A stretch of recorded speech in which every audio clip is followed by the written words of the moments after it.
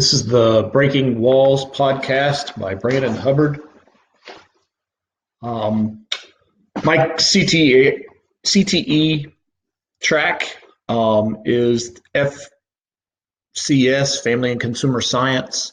The types of courses that are available to my students are culinary arts and hospitality. Some of the classes that we teach at my school are foods, parenting, um,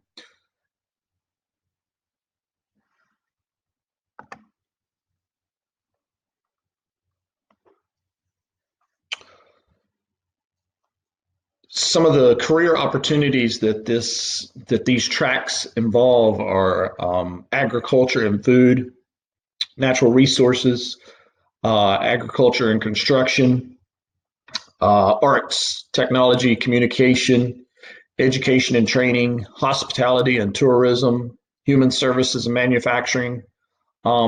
These are all good fields to get involved with, especially with my area here where we live on the coast in Wilmington, North Carolina. The hospitality industry there's a huge turnover in this area. So it's a stepping stone for kids to get involved with in my CTE field here. How has the CTE field evolved over time? My CTE field has evolved over time by its curriculum. The curriculum has changed from 20 years ago.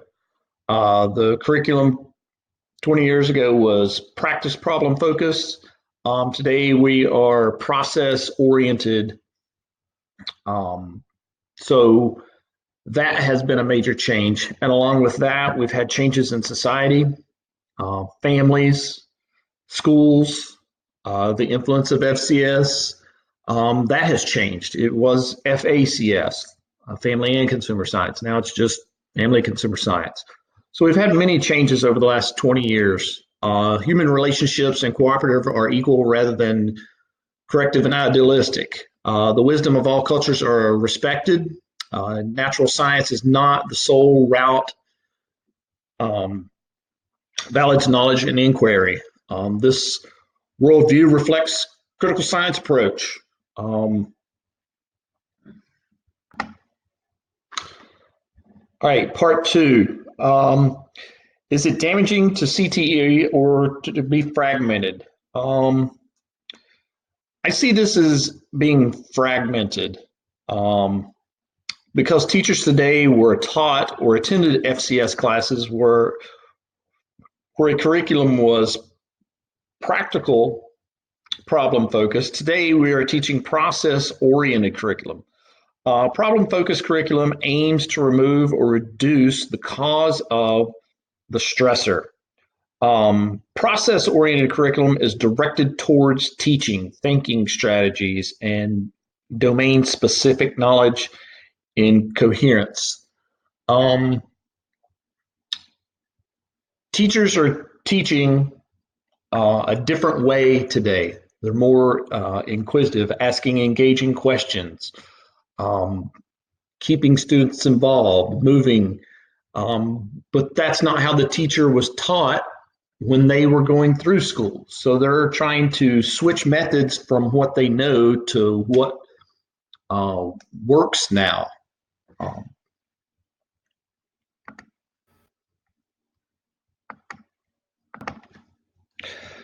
Family and consumer science courses are developed around what's going on today as far as families and communities. They have these concepts that are resolving these concerns through ethical action. That is something that's changed for the last 20 years plus, ethics.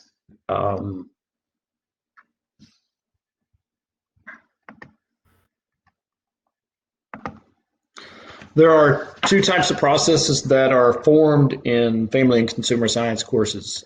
These are intellectual and social. Intellectual or cognitive processes include, among others, scientific inquiry, reasoning, to gain knowledge and test theories.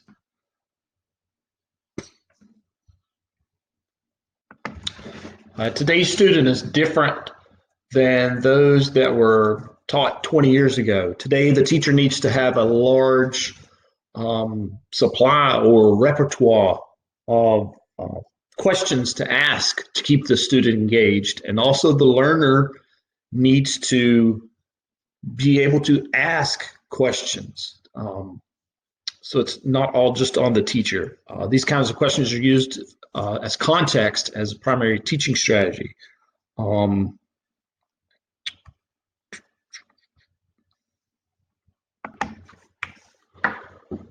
What are some of the strategies you can use to inform outsiders both in your school building and outside of it about CTE opportunities?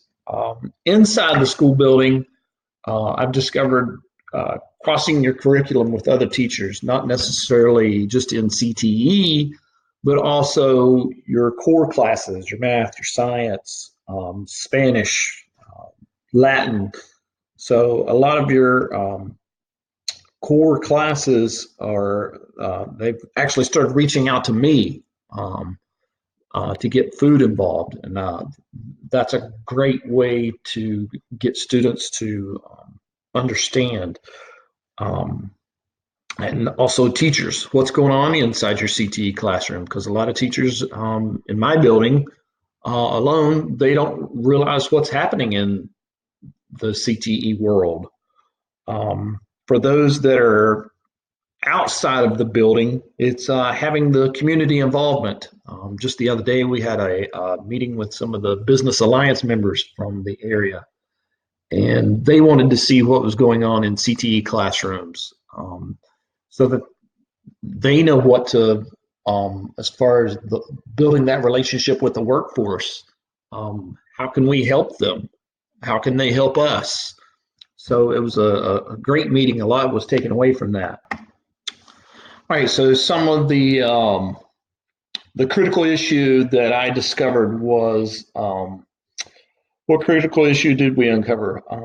Finding qualified teachers to teach the future. Finding qualified professionals that can teach today is a problem.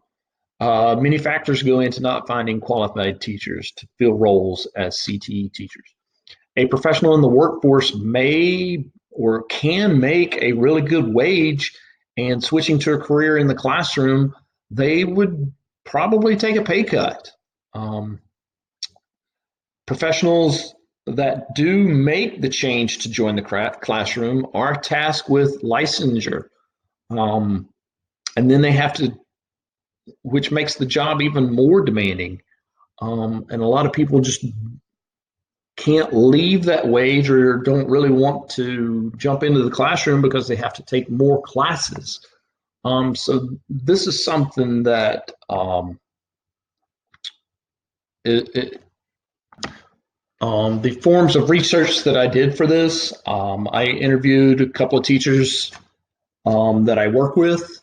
We talked about it.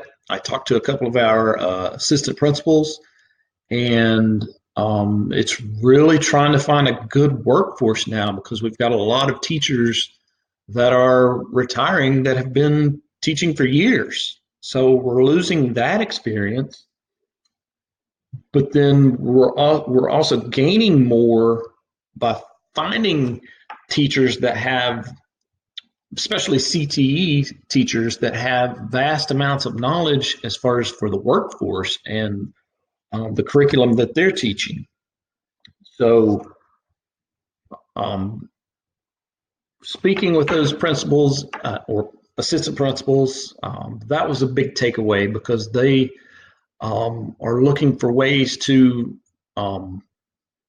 find qualified teachers that want to help or give back, that are ready to that can take that pay cut or that jump to get back in the classroom.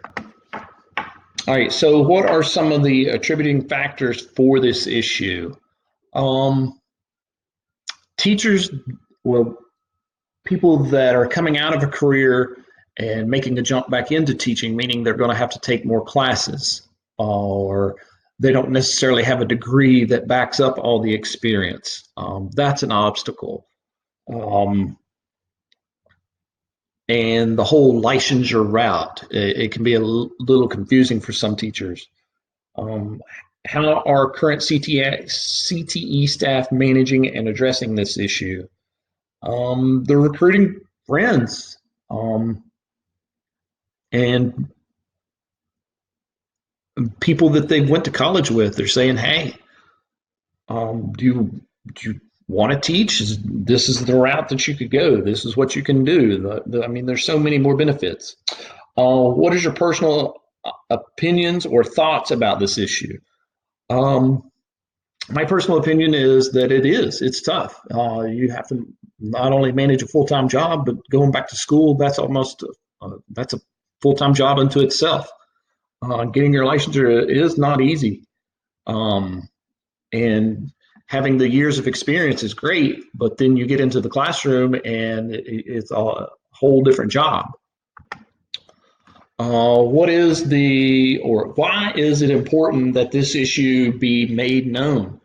Like I said earlier, we've got a retiring workforce of teachers that are at that age that they're ready to for their next chapter, and we don't have the qualified teachers to replace them. Yeah, we may have it as far as experience, but not necessarily to teach the future. And it's changed since those people have went through school, as far as the how we relate message. As technology has been a big influence in how we deliver the message now.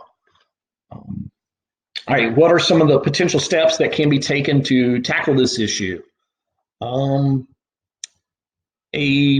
don't want to say an easier route, but some form of recruiting, maybe, to help replace those teachers, or